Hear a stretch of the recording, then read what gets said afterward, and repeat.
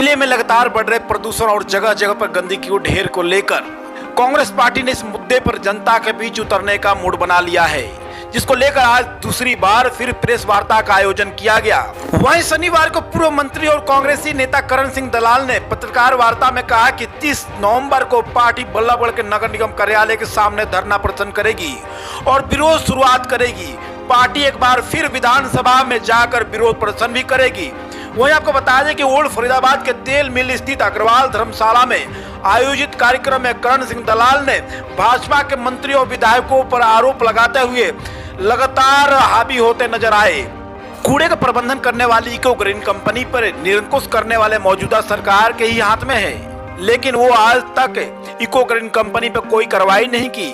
उन्होंने कहा कि दिल्ली मथुरा रोड पर चलने वाले निजी बसों पर भी भाजपा मंत्रियों के मिलीभगत से लगातार हर मिनट में 5 बसें चलाई जा रही हैं, जिसके चलते पोल्यूशन का ग्राफ बढ़ता जा रहा है। उन्होंने ये भी कहा कि दिल्ली में बढ़ते प्रदूषण को लेकर गाड़ियों से पानी का छिड़काव किया जा रहा है, लेकिन यहाँ कोई सुध लेने वाला, कोई जानने वाला नहीं है। वहीं उन्होंने कहा कि सत्ता के नशे में लोगों के हित का ध्यान नहीं रख रही है मौजूदा सरकार। वहीं इस प्रेस वार्ता के दौरान रोहित सिंगला, वीरपाल गुर्जर, वेदराम दायमा, कृष्ण अत्री, गोविंद कौशिक और अन्य कांग्रेस के बड़े नेता मौजूद रहे।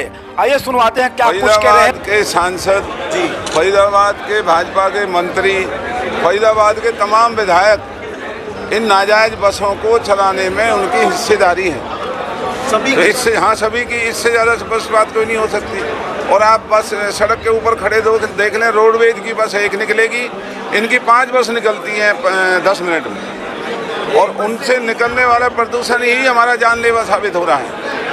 आज प्रेस कॉन्फ्रेंस का क्या है? आज जो प्रेस कॉन्फ्रेंस हमने की है सभी साथियों ने, जो बढ़ता हुआ प्रदूषण फरीदाबाद के लोगों के लिए खतरा बनता जा रहा है, सरकार सोई हुई है, प्रशासन लूट में लगा हुआ है, तो दूसरा धरना बल्लभगढ़ कॉम्प्लेक्स के सामने हम रखने आने वाली 30 तारीख को जा रहे हैं। भाई गिरीश भारद्वाज जी और सभी हमारे साथी, भाई रोहित सिंगला जी, अनिल शर्मा जी, जगन डागर जी और हमारे जितने भी साथी, राजा राम जी भी, जैन साहब भी, तो वीरपाल, हमारे चंदीला जी, तो ये लोगों को मात्र दलगत राजनीति से ऊपर उठ करके हमें फरीदाबाद के बिगड़ते हुए प्रदूषण को रोकने की कोशिश कर रहे हैं। और हमें उम्मीद है कि हम इस बेईमान सरकार और इस बेईमान प्रशासन को चैन की नींद नहीं लेने देंगे। इनको जगह जगह हम इनको बेनकाब करेंगे और इनको विवश करेंगे कि लोगों को बचाने के लिए जो कदम उठाए जाने वो उठाएं। लोग आपके प्रदर्शन में शामिल होने की उम्मीद है? ये शामिल होंगे जो पिछली दफ़ा भी हज़ारों की संख्या में थे और बल्लभगढ़ में भी हज़ारों की संख्या में ही बहुत बड़ा प्रदर्शन। जो बल्लभगढ़ में भी बड़े कांग्रेसी नेता हैं, जो पूर्व विधायक भी रह चुके हैं, क्या वो शामिल होंगे आपके प्रदर्शन? देखिए, मैंने पहले ही आपसे ये रिक्वेस्ट की है कि ये आंदोलन अकेले कांग्रेस का नहीं है। ये आंदोलन हमने RWA, सामाजिक संगठन और जो दूसरे लोग हैं उनको जोड़ करके इस आंदोलन को चला रहे हैं। इसमें कोई भी शामिल हो सकता है।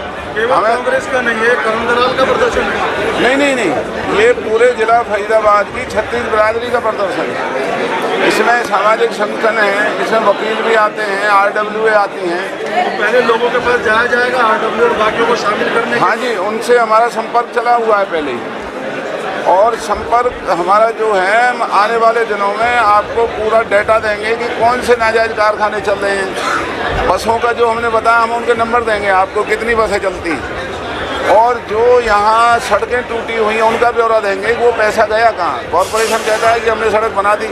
जी, आज प्रेस वार्ता बुलाई है, क्या मकसद रहा? करण दलाल जी के, हमारे पूर्व मंत्री करण दलाल जी के आदेश पर जो पर्यावरण में प्रदूषण फैल रहा है, स्वच्छ पानी प्रदान नहीं हो पा रहा, कूड़े के ढेर लगे हुए हैं, उसके ऊपर एक प्रेस वार्ता बुलाई जी। आगे की क्या रणनीति है जी? हमने इससे पहले एक सांकेतिक धरना करा था। जब भी सरकार की नींद नहीं खुली हो तो भगवान ने सुन ली, बारिश हो गई तो प्रदूषण दूर हो गया।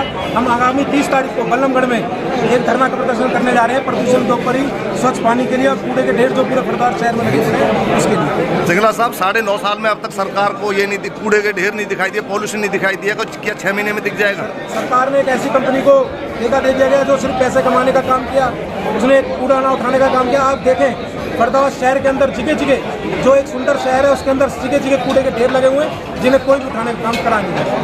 फरीदाबाद विधानसभा में कूड़े की क्या स्थिति है? आप फरीदाबाद विधानसभा के अंदर कूड़े की बहुत गंदी स्थिति है। आप इधर से पीछे वाले रोड पर जाएंगे, हमारा शास्त्री कॉलोनी वाला रोड है, उस पर कूड़े का ढेर लगा हुआ है।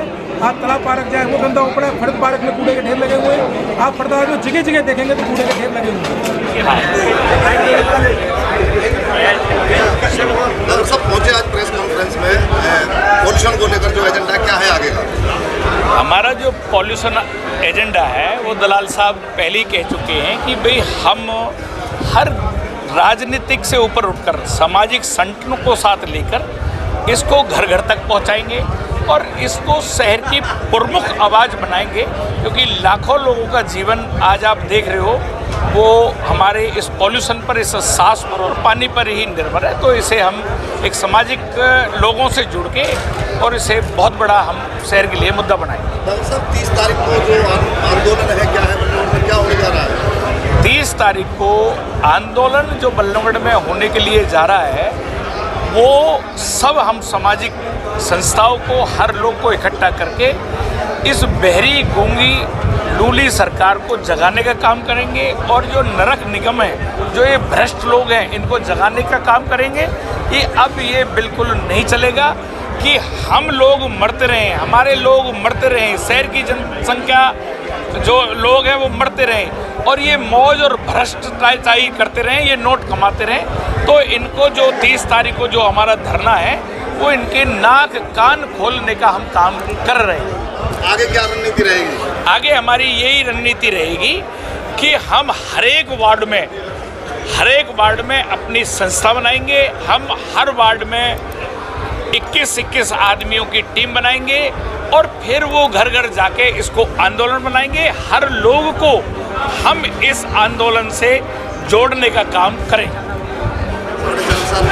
बीजेपी सरकार के अब तक नहीं हुआ तो आगे होने की उम्मीद है कुछ? नहीं, बिल्कुल। ये तो इन पे 4.5 ही नहीं, इनको 9.5 साल हो गए।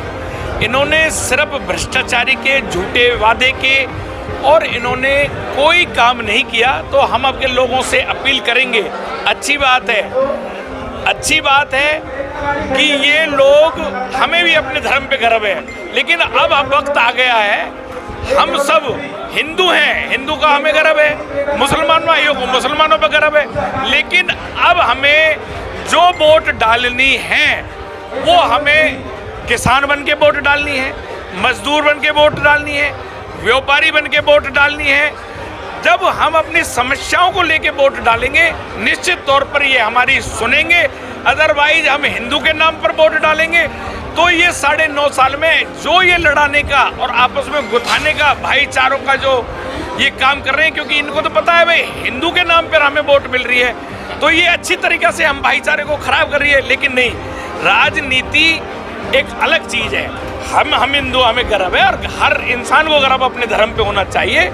लेकिन अब हम वक्त आ चुका है, हम सब वोट तब डालें तब हमारी ये समस्याओं का समाधान करें। किसानों की समस्याओं का किसान वोट डालें तो किसान अपनी समस्याओं को रख के वोट डालें, और हमारे छोटे व्यापारी डालें तो वो छोटे व्यापारी बन के वोट डालें। जो हमारे नौजवान साथी जिन्होंने बिल्कुल, इन्होंने 9.5 साल में उनका कोई रोजगार नहीं दिया, वो बिल्कुल बेरोजगार हो गए, उन्हें कोई शिक्षा से दूर रखा, वो हमारे नौजवान साथी, अब वक्त आ चुका है इनसे कहें कि 9.5 साल में हमको आपने दिया कहाँ रोजगार दिया है।